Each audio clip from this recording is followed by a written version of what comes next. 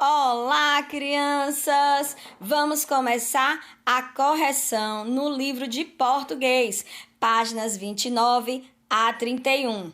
Falando sobre pontuação, entonação e expressividade, que vocês já viram no vídeo de orientação. Aqui nós temos a tirinha na página 29. Hã? Cebolinha? O que você fez com seu cabelo? Nada, só peguei uma ventania no caminho. Primeira questão. Leiam em voz alta, conversem e respondam as questões. Letra A. O que expressam os sinais de pontuação? Interrogação e exclamação juntos no primeiro quadrinho, quando ela diz hã. Então, ó, indica a dúvida, né, pelo sinal de interrogação, e espanto e surpresa pelo sinal de exclamação. Letra B. No segundo quadrinho, há um ponto de interrogação. Que efeito de sentido a expressão facial da Mônica e essa pontuação podem expressar? Então, olha só, nessa a gente vai fazer a leitura da linguagem verbal e leitura da linguagem não verbal. Lembra que a linguagem verbal é o texto com as palavras, a pontuação, e a não verbal são as imagens? Vocês estão lembrados disso?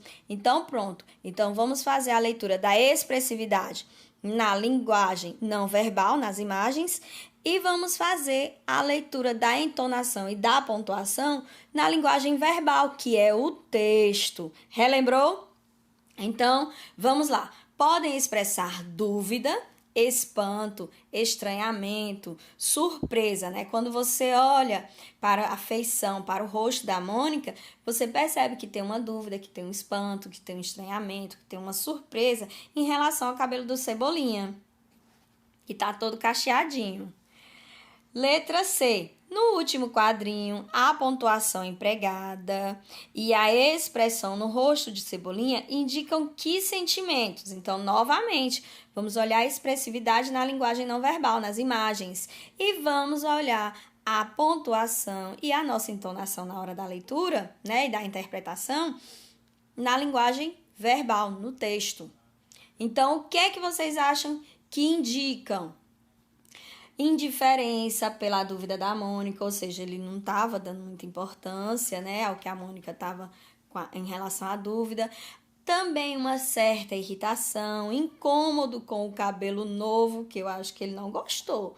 Olhando a expressividade no rosto do Cebolinha, na imagem, ele não gostou muito do novo visual. Ele não estava muito satisfeito, né, gente? Questão 2, ainda na página 30. Leiam em voz alta este trecho do poema Voo. Então, olha só. Voa, voa, passarinho. Voa, voa para o seu ninho. Esse sinal aqui é o de reticências, né? E a gente usa o sinal de reticências quando e qual foi a ideia de que ele foi usado aqui? Qual era a ideia que o autor teve ao colocar ele aqui no verso? Vamos lá ver? As reticências, elas expressam de uma maneira escrita uma sensação de algo inacabado, certo?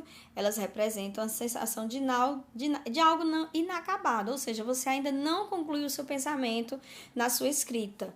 Mas aqui nesses versos, as reticências estão expressando a ideia de um pedido, de um desejo, de algo que fica no ar, sem a certeza se vai acontecer ou não. Leia um trecho de um texto informativo. Nas orientações, vocês já leram esse texto. E a gente vai fazer a análise do emprego de aspas, né? Aqui. E vamos fazer a análise do emprego dos parênteses. Então, as aspas, elas foram utilizadas aqui para expressar que as aves, elas não têm casa. Não tem casa com parede, com telhados, né?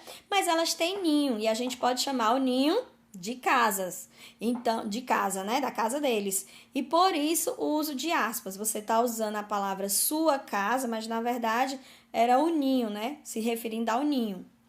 Já os parênteses empregado aqui, ó, quando diz até hoje em Paris, na França, ele quis dizer aonde fica Paris? Fica na França. Então, foi um termo explicativo e colocou entre parênteses. Na letra B, a gente pede para fazer a leitura, né? E aqui a gente vai falar sobre aspas. Podem ser usadas para indicar o emprego de uma palavra de forma diferente do usual, que foi aquilo que a gente explicou ali. E parênteses são usados geralmente para acrescentar uma explicação ou comentário a um termo da frase. Vamos para a página 31. No texto a seguir estão faltando os sinais de pontuação. Leia-o em voz alta para perceber o sinal de pontuação mais adequado em cada caso. E aí a gente tem quem criou o biscoito. Então, a gente já dá a entonação de uma interrogação por causa do quem. Quem criou o biscoito? Usa-se interrogação. Os egípcios, um povo da antiguidade, olha aí um termo de explicação entre parênteses, fizeram os primeiros biscoitos com trigo e mel. Ponto final. Eles tinham a forma de animais e de pessoas e eram oferecidos aos deuses em dias de chuva. Ponto final.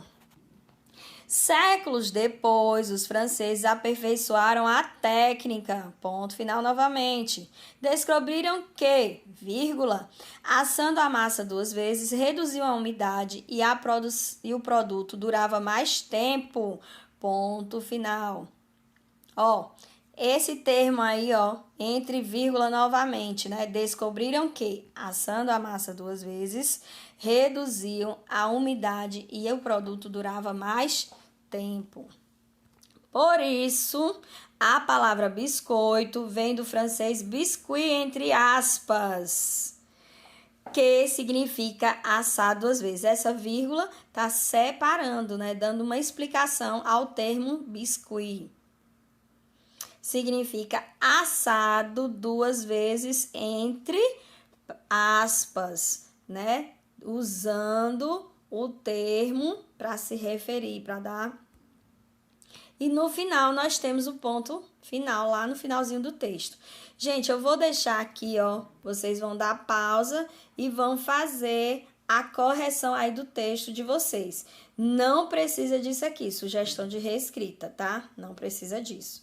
E aí você vai analisar e vai ver como ficou o seu texto. Lembrando que tem aqui embaixo o ponto final, na última linha. Um abraço e até a próxima!